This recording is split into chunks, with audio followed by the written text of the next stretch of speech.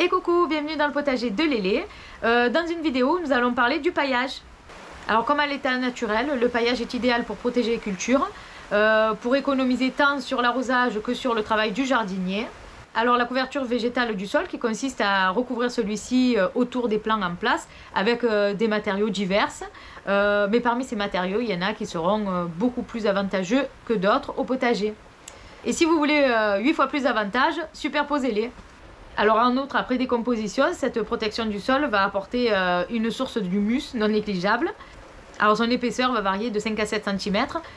Faire une couche plus épaisse n'apporterait rien, le sol doit vraiment respirer.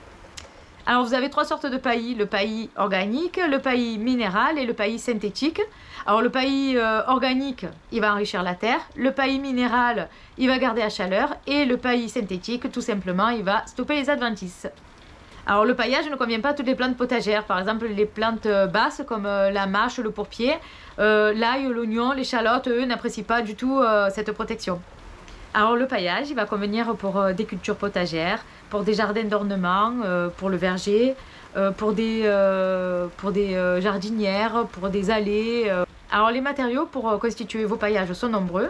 Je ne vais pas tous les citer, je vais juste en nommer 10. Je vais les classer du moins bon au number one. Et je vais prendre uniquement ceux qui sont faciles d'accès et à portée de main. Allez, c'est parti!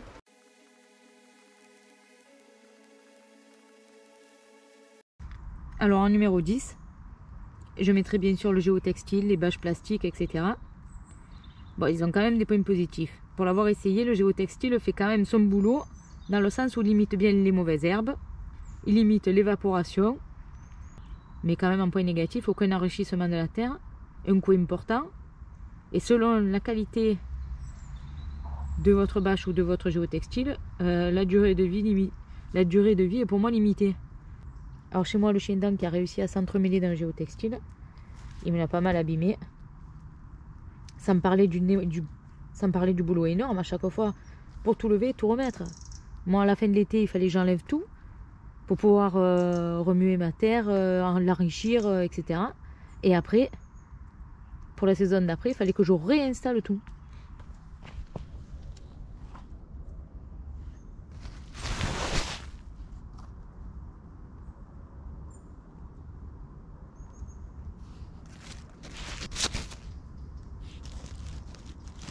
Voilà, ça faisait des trous dans le géotextile.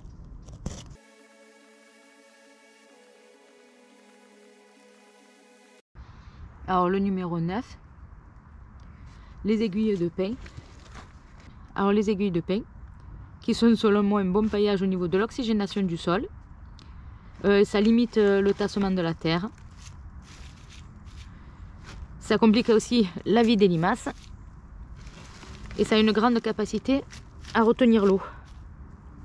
Par contre, les points négatifs, c'est un pH acide, tout juste utile pour les petits fruitiers, comme là, mon framboisier, pour les conifères, les azalées, les rhododendrons. Voilà, moi je m'en sers comme paillage autour du cassissier, du groseillier, du framboisier, des fraisiers à la limite, avec une décomposition lente, très lente même je dirais.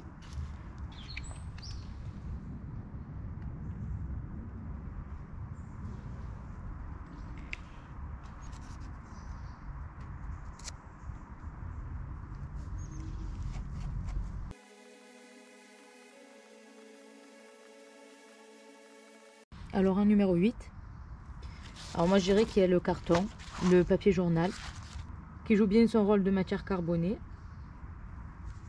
économise l'eau, évite le tassement, le lessivage, évite le développement des mauvaises herbes, c'est toujours pareil pour tous les paillages, mais par contre qui dure très peu dans le temps, une année au mieux, hein. Et puis je suis un peu mitigée parce que combien il faudra couper d'arbres pour pailler correctement un potager de 200 mètres carrés avec du carton ou du journal.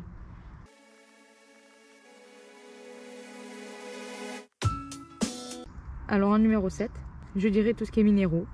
Galets, ardoise, billets d'argile, roches concassées, pouzzolane, il y en a.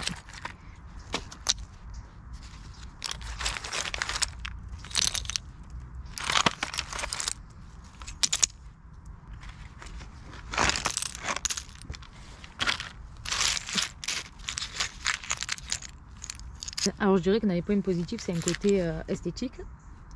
Toujours pareil aussi, il limite l'évaporation de l'eau, empêche les mauvaises herbes de pousser, évite le tassement et garde les fruits et légumes au sec, évitant le contact directement avec la terre. Si vous avez des fraisiers par exemple, la fraise ne touchera pas la terre et ça s'abîmera pas. Et en plus, ça a l'avantage de réchauffer la terre.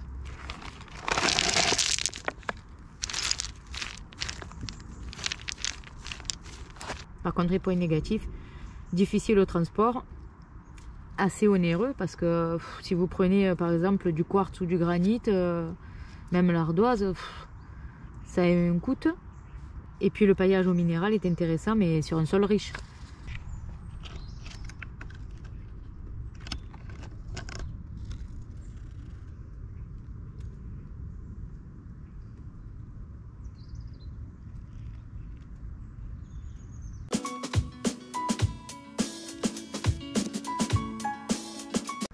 Numéro 6, alors les feuilles mortes. Alors toujours pareil, ça empêche le lessivage des minéraux par les pluies. Idéal contre le gel. Ça limite les mauvaises herbes. En se décomposant, les feuilles apportent des nutriments et participent à la création de l'humus, donc au développement des micro-organismes. Petit hic, on n'en trouve qu'en automne.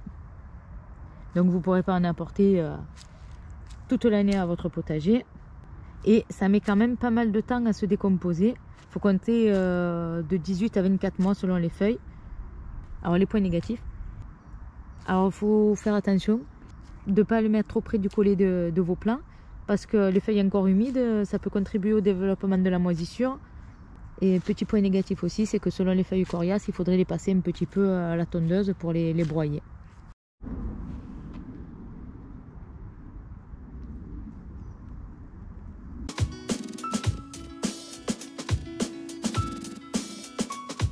Alors numéro 5, je dirais donc la tonte d'herbe, gazon, prairie. Alors moi je pense que valoriser ces tontes d'herbe en les utilisant comme paillis, c'est mieux que de les amener à la déchetterie déjà. Et en plus c'est super riche en azote. Bon, je préfère le mélanger avec du BRF.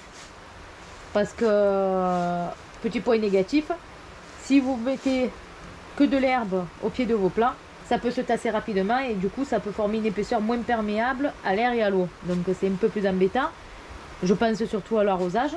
Et en plus en trop grosse quantité ou trop frais, ça peut brûler les racines des jeunes plants. Je pense que c'est super top mélangé avec du BRF.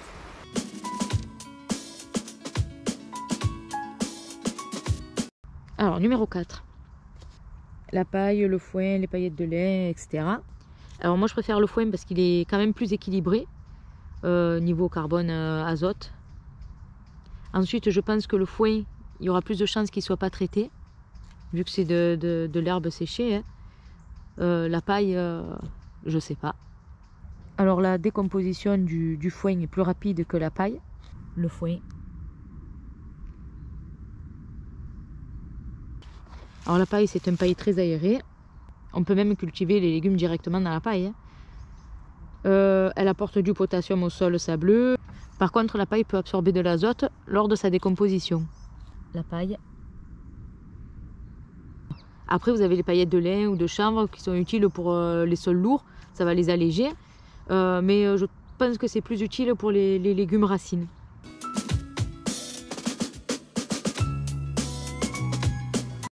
Numéro 3.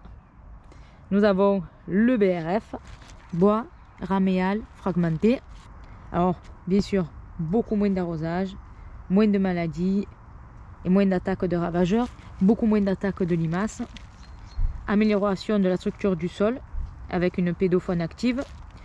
Il reste bien en place et cela durant des années. Il ne s'envole pas. C'est vrai qu'il a pas mal de points positifs. Alors, le petit hic, quand même, il y en a un, je pense, à vérifier. C'est qu'il est riche en carbone, donc peut-être responsable, à vérifier, des phénomènes de la fin d'azote, car le peu d'azote présent est consommé par les champignons et au détriment de nos plantes.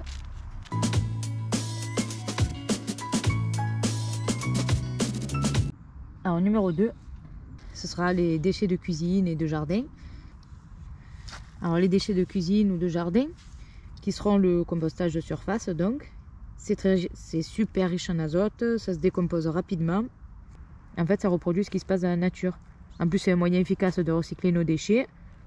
C'est une réelle richesse pour le sol, ça devient de plus en plus riche en humus. Bon, seul petit hic, ça peut attirer les ravageurs. C'est vrai que le compost de surface, c'est top.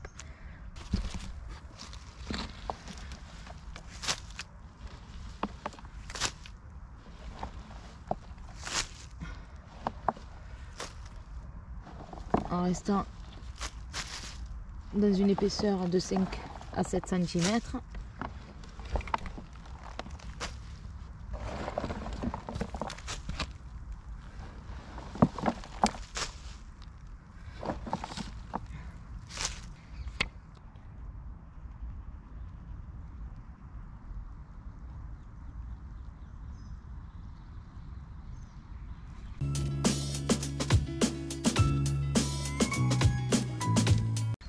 Alors le number one, qui est pour moi le compost, qui est une mine d'or d'azote, qui est équilibré, qui améliore la structure physique du sol, voilà, le compost. En plus, sa couleur sombre favorise le réchauffement du sol. C'est donc pour moi le nec plus ultra des paillages.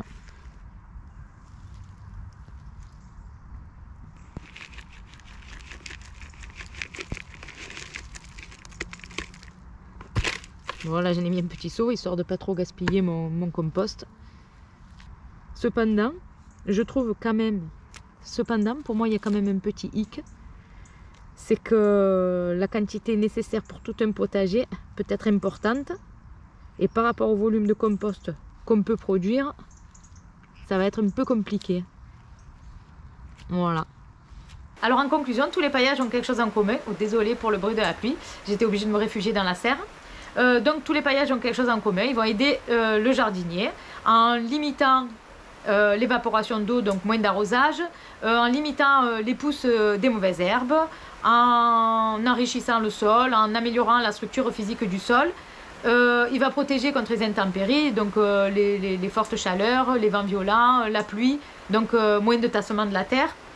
Enfin, résultat, il vaut mieux éviter de laisser un sol à nu. Et on arrive à la fin de cette petite vidéo, j'espère que ça vous aura plu. N'oubliez pas, abonnez-vous, likez et bon potager à tous, bye bye!